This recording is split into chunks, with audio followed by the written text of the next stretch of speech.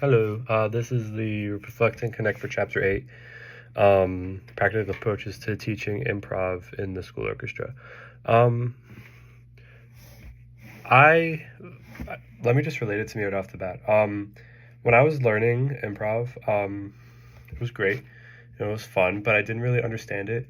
I had a improv solo in high school, my senior year, in a concert. And that was really fun, but it was also really scary because I forgot the the thing that I wanted to do. So it really was an improv solo, but it helped me get a feel for the piece and the tonality of it, at least. But that was when I was in high school and not in elementary school. I don't remember doing much improv in elementary school. But with this chapter, started off by just giving like tiny little examples of improv. Um, Basically, I'm just gonna like mix all of them up. One use of it could be like drone usage on a note. Um, like say some parts of the orchestra or just like a section plays like a drone, like say an open D, and you just like experiment with like pitch and tone, the dynamic, just to get a feel for it. Excuse me.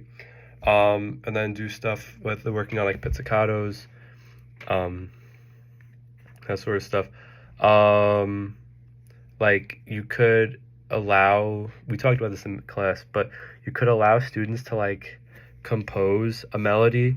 Hence, like you can make them like improv their melody if they choose to compose it, and then you can play along with the chords um, on the piano if you prepare and learn it really quickly. That could help get the students a better sense of, oh, I like this class, or oh, I'll enjoy this. It's fun. It's a good way of retention in the music classroom. The different like kinds of improv are kind of interesting, which we all know, we just don't really think too much about it.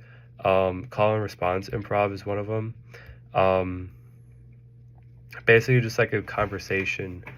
Like a student can play a short phrase, and then another student can answer, like with like a different note or a different like feel, or just continuing on with the sentence, creating like almost some sort of dialogue, and getting the students more engaged with each other. Um, there's another one, like with chords, where like notes of the chord could be played, and like the students can see the harmonic like stuff between the chords, um, like harmonic awareness, and develop like good relative pitch at an early age, without them like really knowing what that is or what it does. Um, Another one, what's it called? An ostinato. Um, like a repeated rhythm using chords, and a student can improvise over it. So like it's like basically what I did for my senior concert. Like the section, the entire orchestra played like notes and chords to get like the sense of like almost a 12-bar blues, but in minor. And I had to improv over that. Um, just like it supports the student improvising by showing them this is what the notes sound like and this is what you can do to explore those notes. I don't know if it's fifth grade. I don't know if they introduce accidentals. I would think they do maybe like once. Um, but in like a lot of improv, especially with jazz improv, there's a lot of accidentals to help further along the tone of the piece. I think that's a good idea for students to explore for improv.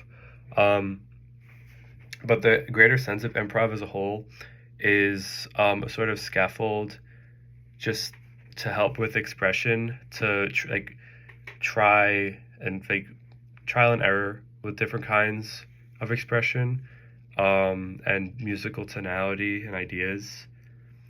Um,